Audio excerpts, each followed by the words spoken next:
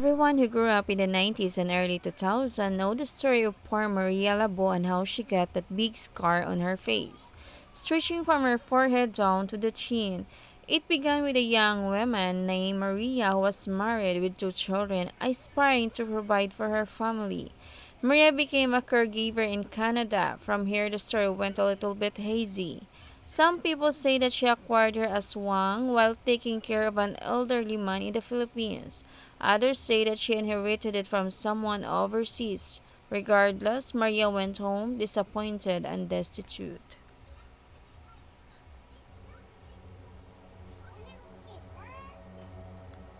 Without a penny to her name, she went home to copies to take care of her two children and her husband.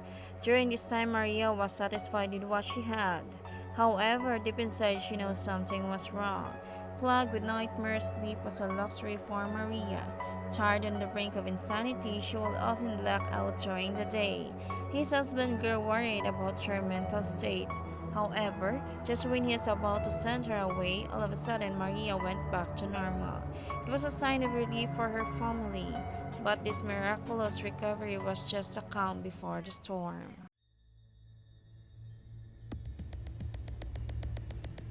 Her husband came home one night to find Maria cooking as usual. He called out to his kid, but with no one answered, he turned to Maria and asked her. And with a menacing grin, she turned to the kitchen and pointed at the stove. There he found his two children, all hacked up and cooked with bloody parts and viscera on the fridge and the countertop. In an act of fury, his husband struck her with a bolo or labo, leaving behind a huge wound on her face. She then fled the sun and went to South Visayas and Mindanao, where her tales echoed in many campfires and primary school children for years.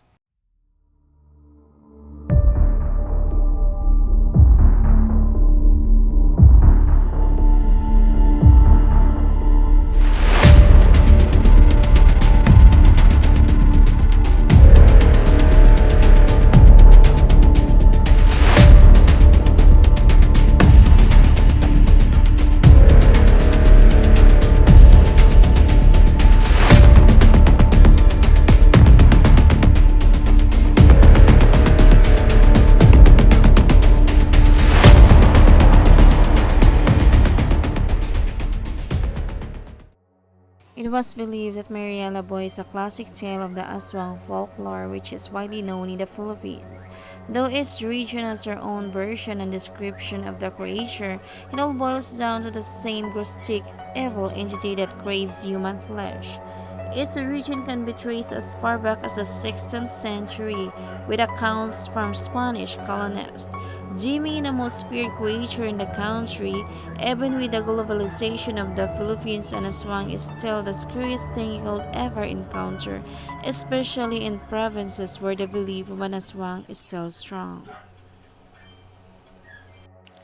What makes an aswang so fearsome is their supernatural abilities. They are cunning shapeshifter that can turn into a number of animals including pigs, birds, and dogs, wandering from one place to another in search of an unfortunate victim. An aswang is generally silent, but there are also others that produce disembodied sounds such as a tick-tick or rock-back. They can also turn into humans by day. In fact, some believe they are humans who have been cursed. So how exactly does one become an aswang? It is believed that being an aswang is passed from generation to generation, which evolved a ceremony of passing down a small black orb from the mouth to the previous aswang to the next. If a person in the family refuses to become an aswang, they are killed. Another means of becoming an aswang is rubbing a special concoction of liniment on your skin. However, this is mostly tied to the belief of the manananggal, which is another first-time creature in the Filipino folklore.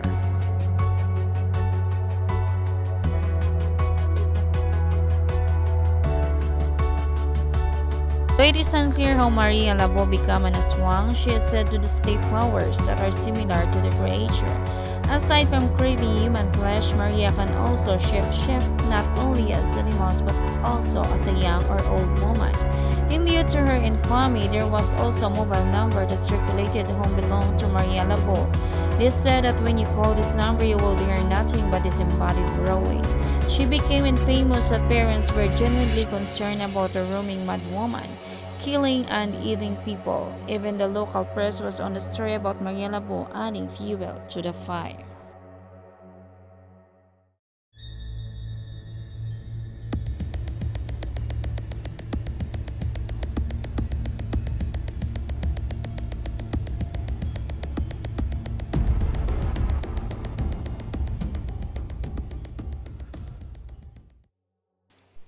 Balete Drive is a street located in New Manila, Quezon City, known for apparition of a white lady and haunted houses that were built during the Spanish era, 1800. New Manila has an abundance of balete trees which, according to legend, is a time-honored favorite resting spot of wandering spirits and other otherworldly paranormal beings.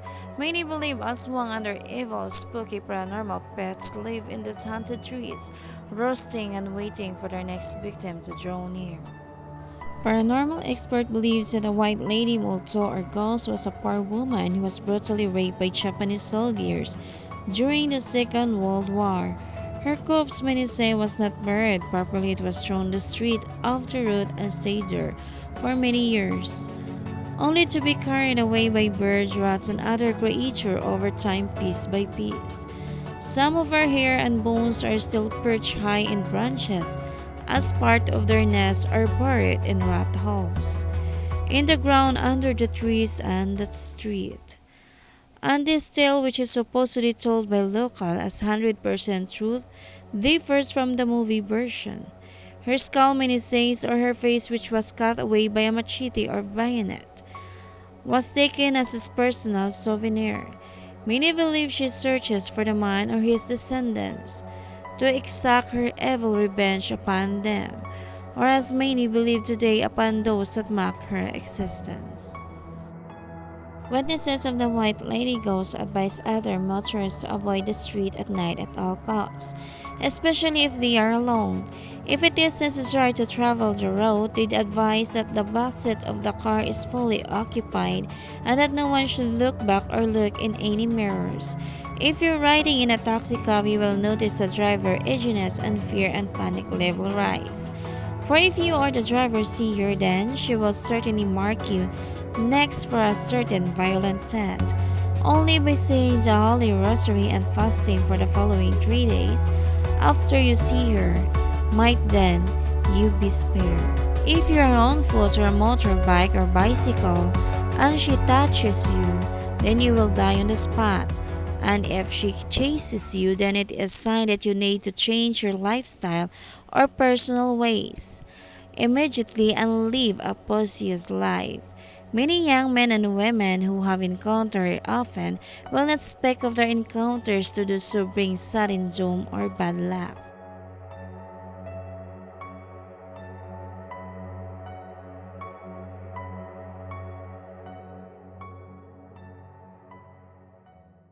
Those who have seen the White Lady Ghost and live to tell of it says of her apparition that she wears a long white blood-stained nightgown, tattered and ripped, and she has long disheveled tangled hair but has no distinguishable facial features or one covered with dripping blood.